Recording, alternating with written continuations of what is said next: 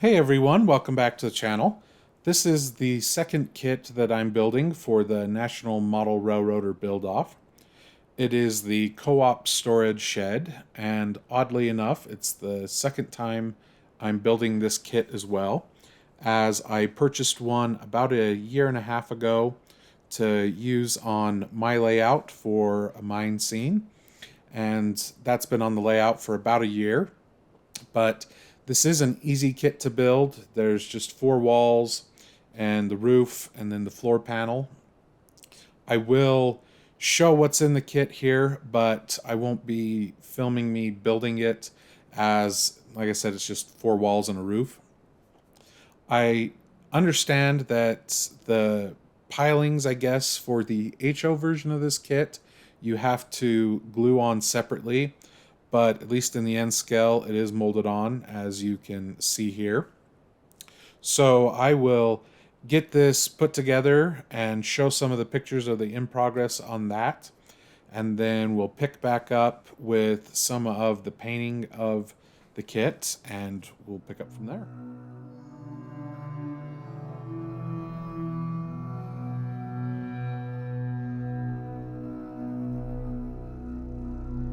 As for the colors, I used silver for the roof and then gray-green for the doors and the building itself. I also broke out the window that you can see here and put some wood up along the inside of it to match what I'm planning to do with the elevator and the rest of the build. So once that was done and the paint was dry, I dry brushed with ivory over the entire building, and I'll show just a little portion of it as it's repetitive and the same, but just carefully did that more to help bring out some of the lines that were there with the wood on the kit, and then also to kind of sun bleach the kit as well. And so we'll keep working on that, and then I'll pick up in just a little bit.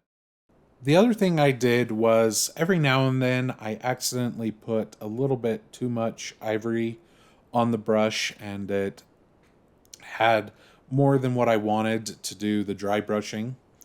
And to rectify that, I just put some of the gray-green color on the paper towel I was using as well, and just went back over it with, didn't really clean out my brush at all, just put some of that color back into it and went over it.